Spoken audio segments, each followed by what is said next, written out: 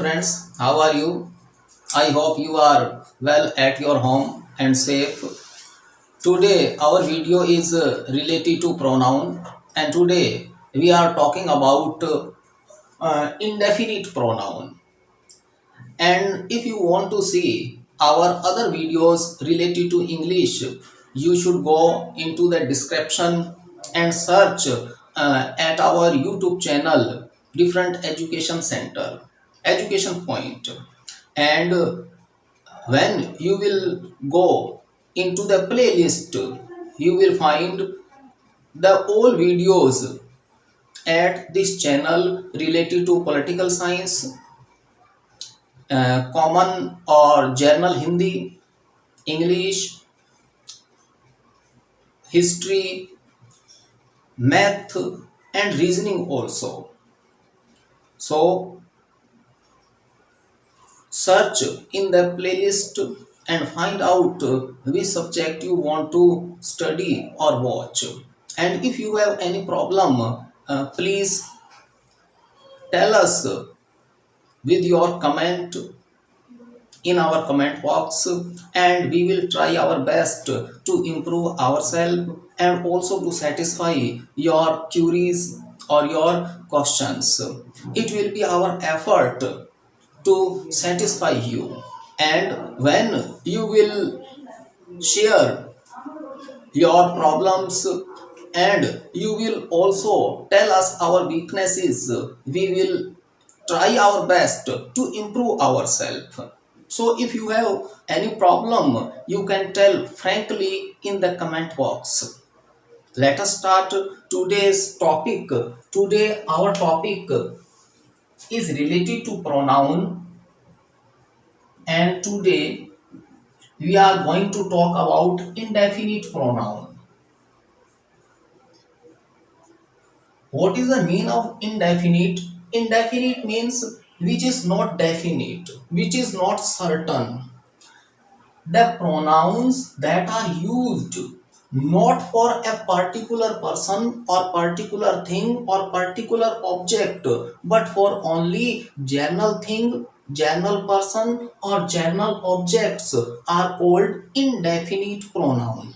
जिन प्रोनाउनों का यूज जिन प्रोनाउंस का यूज हम पर्टिकुलर के लिए नहीं करते, किसी विशेष के लिए नहीं करते, बल्कि हम किसके लिए करते हैं, जनरल वे में जिनका यूज किया जाता है उन ऑब्जेक्ट्स के लिए करते हैं, उन पर्सन्स के लिए करते हैं, थिंग्स के लिए करते हैं, उन्हें हम क्या बोल देते हैं, इंडेफिनिट प्रोनाउन बोल देते हैं। अब इनमें कौन कौन है देखिए, one, none, all, some, somebody, anybody,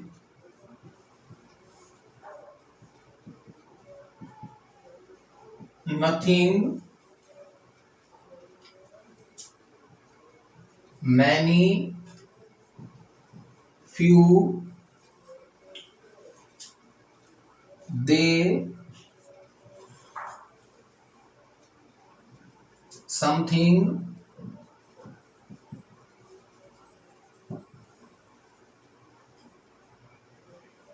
everyone,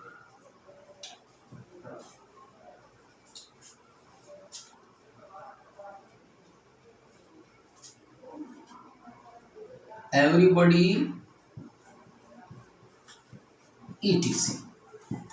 ठीक है, इनका हम यूज किसके लिए करते हैं, इन प्रोनाउंस को हम क्या बोल देते हैं, इनडेफिनिट प्रोनाउन बोल देते हैं। इनडेफिनिट प्रोनाउन क्यों बोलते हैं इन्हें, क्योंकि जब इनका यूज किया जाता है एज ए प्रोनाउन, जब इनका एज ए प्रोनाउन यूज किया जाता है उस समय क्या करते हैं, ये इंडेफिनिट छोड़ देते हैं। किसे इंडेफिनिट छोड़ देते हैं, उस ऑब्जेक्ट को, थिंग को या पर्सन को जिसे ये मेंशन कर रहे हैं, जिसके बारे में ये बता रहे हैं। अब हम इनके कुछ एग्जांपल्स लेते हैं। जैसे हमने एक एग्जांपल लिया, all is well that ends well. फिर हमने दूसरा एग्जाम्पल लिया,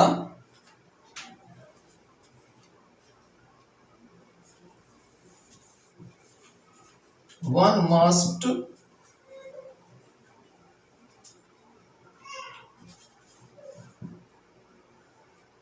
not praise oneself.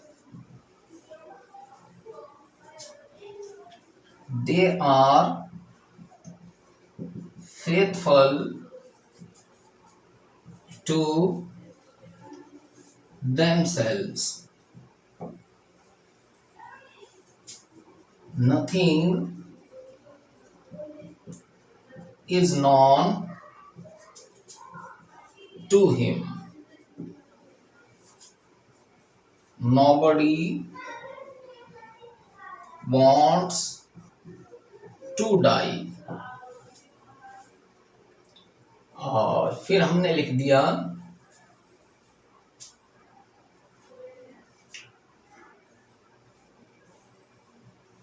one should keep one's promise. अब ये हमने एग्जाम्पल लिख दिए।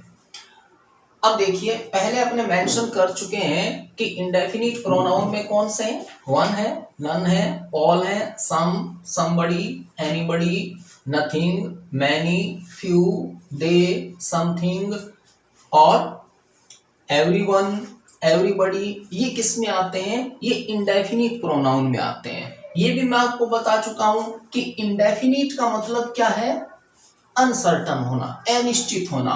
ये प्रोनाउन जब यूज किए जाएंगे तो जिस प्रोनाउन को ये रेफर कर रहे हैं, जिस प्रोनाउन की तरफ ये इंडिकेट कर, ये प्रोनाउन जिस ऑब्जेक्ट को रेफर कर रहा है, जिस पर्सन या थिंग को रेफर कर रहा है, उसे ये क्या छोड़ देंगे, अनसर्टन छोड़ देंगे, इनडेफिनिट छोड़ देंगे।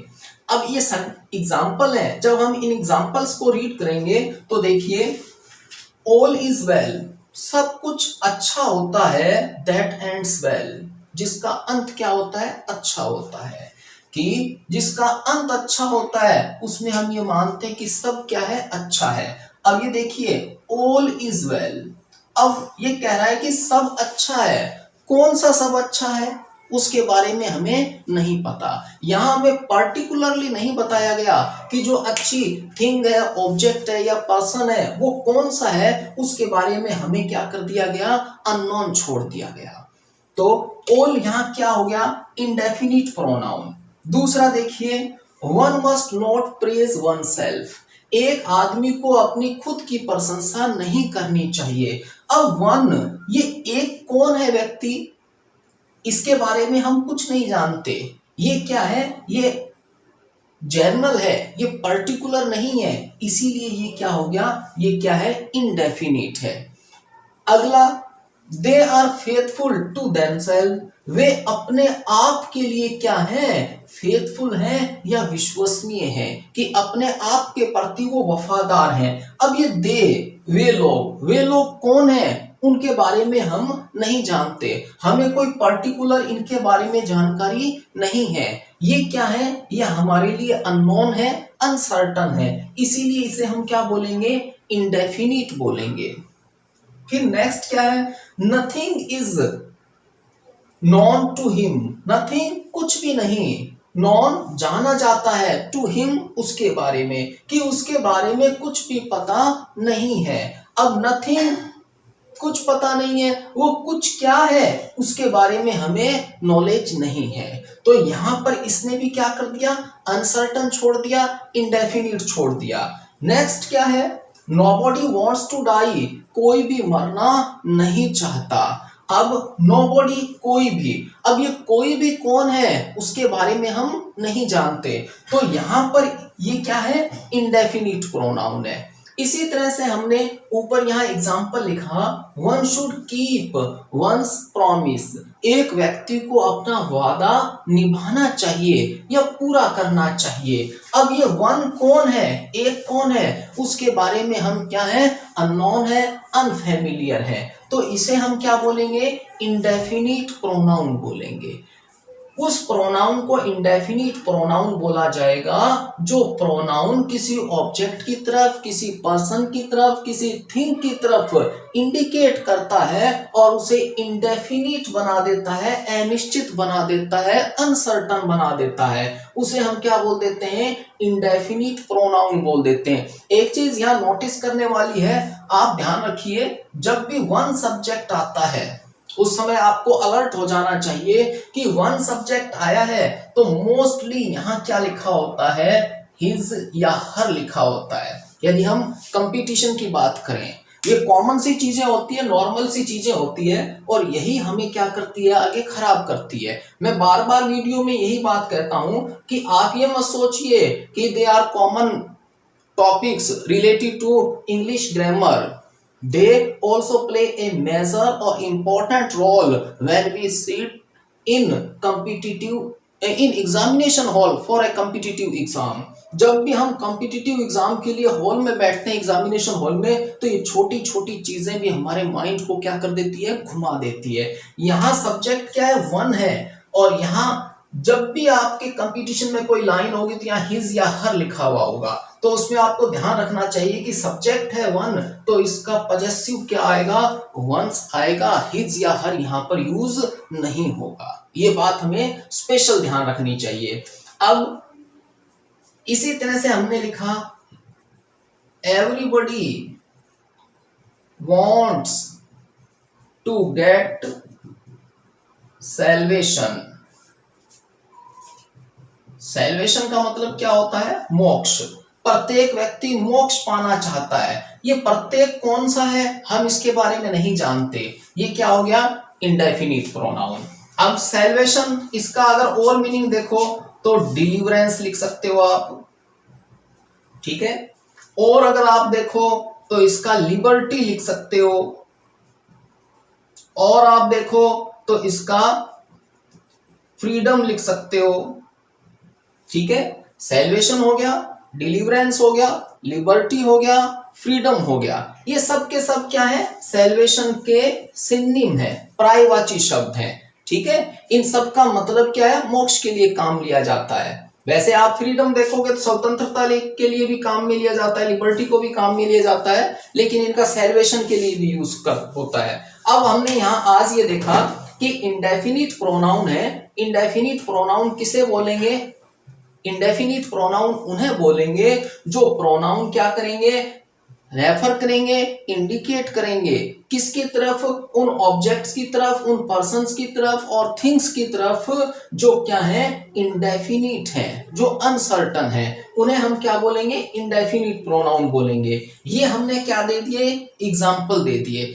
अब एक चीज आप यहां ध्यान रखिए, थोड़ा सा स्ट्रक्चर में चेंज करते ही, थोड़ा सा चेंज करते ही ये चेंज हो जाएगा। इंडेफिनिट प्रोनाउन इंडेफिनिट प्रोनाउन नहीं रहेगा, ये एडजेक्टिव बन जाता है। ये बात आप ध्यान रखिए। ये जो मैंने आपको बताया है, जैसे कि ऑल लिखा हमने या नथिंग लिखा, ठीक है, नन लिखा, सम लिखा, ठीक है, हम इनका यूज जब सेपरेट करते हैं, अकेले करते हैं, और इनके बाद में वर्ब आती है, तो उस समय ये क्या है? ये प्रोनाउन है। But if you place a noun after them, then they do the work of an adjective, and then they are called adjective, not pronoun। जैसे हमने देखा, देखो हमने इसी में ऐड कर दिया all,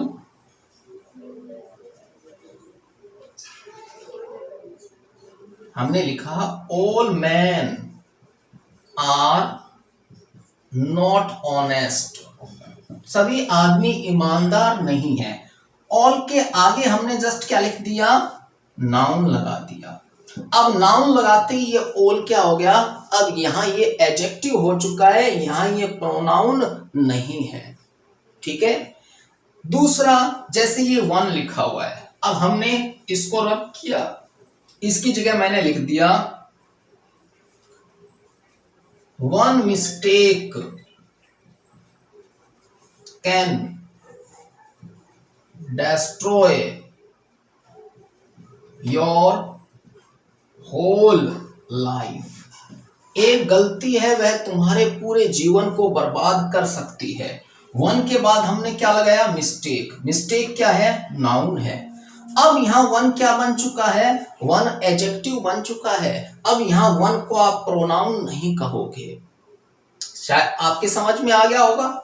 वन है, इसके जस्ट बाद में आपने नाउन लगा दिया तो यही वन अब क्या बन चुका है, एडजेक्टिव बन चुका है। ये अब यहाँ प्रोनाउन नहीं रहा। यहाँ ऑल के जस्ट बाद में हमने नाउन रखा तो अब ये ऑल है, ये प्रोनाउन नहीं रहा। ये क्या बन चुका है, ये यहाँ एडजेक्टिव बन चुका है। अब दूसरा देखिए, हम और एग्जांपल ले लेते हैं इसमें।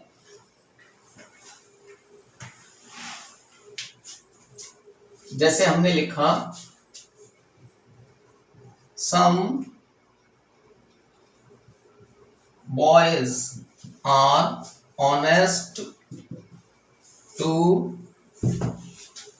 There study. अब सम के बाद हमने क्या लगा दिया, बॉयज। बॉयज क्या है, नाउन है। अब यहां सम क्या बन गया, सम एडजेक्टिव बन गया। इसी तरह से हमने और एग्जांपल लिखा,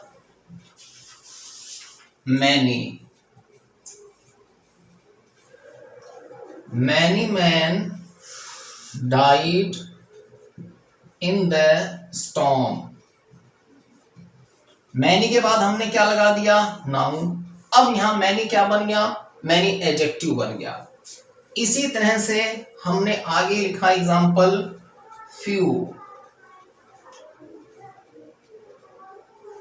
few friends are loyal to him। few के बाद हमने क्या लगा दिया, फ्रेंड्स। ये क्या है, नाउन। अब यहाँ few भी क्या बन चुका है, एडजेक्टिव बन चुका है। और एक बात और नोटिस कीजिए, आप ध्यान रखिए, जब भी मैनी आ जाएगा, few आ जाएगा, तो उसके बाद में जो नाउन लगेगा वो नाउन हमेशा क्या लगेगा, प्लूरल लगेगा। ठीक है, आप नाउन सिंगुलर नहीं लगाओगे। यहाँ फ्रेंड्स लिखा है मैंने, आप एस काट दीजिए, एस काट दिया, आपका पूरा सेंटेंस क्या है, गलत है। या आप आर की जगह इज लिख दीजिए तो भी आपका पूरा सेंटेंस क्या होगा, गलत होगा। तो इसमें ये स्पेशल नोटिस रखना है आपको कि फ्यू के बाद में क्या आएगा, नाउन आएगा, वो नाउन प्लूरल आएगा। उसके बाद में वर्ब भी क्या आएगी, वर्ब भी प्लूरल ही आएगी। तो आज हमने प्रोनाउन के एक पार्ट के बारे में देखा। कौन से के बारे में, इंडेफिनिट प्रोनाउन के बारे में। इससे पहले हम कुछ प्रोनाउन के पार्ट्स और कर रखे हैं, अपने कर चुके हैं पहले से। आप सर्च करोगे आपको वो भी पार्ट्स मिल जाएंगे। जैसे रिसिप्रोकल प्रोनाउन है, ठीक है, वो हम कर चुके हैं। और पर्सनल प्रोनाउन है, वो हम कर चुके हैं। रिफ्लेक्सिव कर चुके हैं, एम्फेटिक कर चुके हैं। ये प्रोनाउन हम पहले कर चुके हैं, तो आप उन्हें भी देख सकते हो। और मैं उम्मीद करता हूं कि आपका जो टॉपिक है वो टॉपिक बिल्कुल क्लियर होगा। Thanks a lot, thank you.